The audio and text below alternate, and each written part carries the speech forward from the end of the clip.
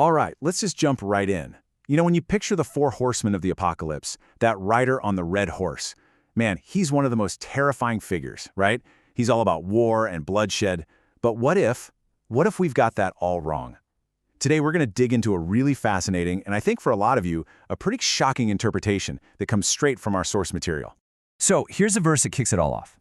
Revelation 6, verse 4. It's so stark, right? So violent. On the surface, it seems totally clear. This rider's job is to take away peace and cause a massive slaughter with this great sword. The imagery is just incredibly powerful. Yeah, for hundreds of years, people have looked at this figure and thought, okay, that's the spirit of war, or maybe some conquering dictator. But in this explainer, we're going to unpack the argument from the source text for a totally different identity. And believe me, it completely reframes what this whole conflict is about. So the real key to figuring out who this rider is, it's all about his mission. The text is super clear about it. Power was given to him to take peace from the earth. Think about that.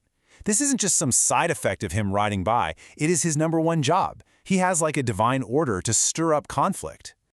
And that brings us to the big question, doesn't it? Who in the world would be given the authority to literally remove peace and cause this kind of deep division? The usual answers are things like war, civil unrest, persecution. But the source material we're looking at, it points somewhere else entirely. And here it is. Brace yourself for this one. The central, and I'm sure for a lot of people, the really shocking idea from the source is the rider of the red horse is Jesus Christ himself. Yeah, I know. That sounds completely backwards, doesn't it? It goes against everything we think of when we hear Prince of Peace. So let's not just leave it there. Let's actually unpack the scriptural evidence the source uses to build this pretty wild case. Okay, so the very first piece of this argument zeroes in on that key phrase, to take peace from the earth. The source says we don't have to guess what this means. In fact, it points us straight to the words of Jesus, right out of the Gospel of Matthew. And this is where the source makes a really interesting connection. Look at this. On the left, you've got the red horse rider's mission from Revelation, but then check out the right side. Those are Jesus' own words from Matthew. The source is arguing, hey, this is no accident. This is a direct parallel. Both figures are explicitly saying they did not come to bring peace, but just the opposite. And the source digs even deeper. It asks, what kind of conflict are we talking about here? And the interpretation isn't about nations going to war. No, it's about a deeply personal kind of division, the kind that happens when a radical, life-changing truth shows up.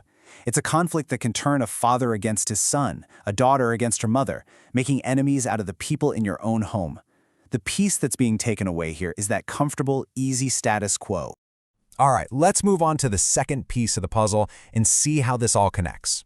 The rider isn't just taking peace. He's given a great sword to do it with. And again, your mind probably jumps straight to a literal physical battle. But the source says, hold on a second, this sword is something else. So in this view, the sword isn't made of steel. It's a spiritual weapon. It is the Word of God. And this isn't just a random guess. This definition comes directly from other parts of the New Testament that use the exact same metaphor to talk about the power and the impact of divine truth. You can see how the source text builds this case, one verse at a time.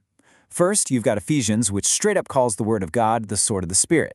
Then there's Hebrews, describing this word as a double-edged sword so sharp it can divide the very soul and spirit of a person.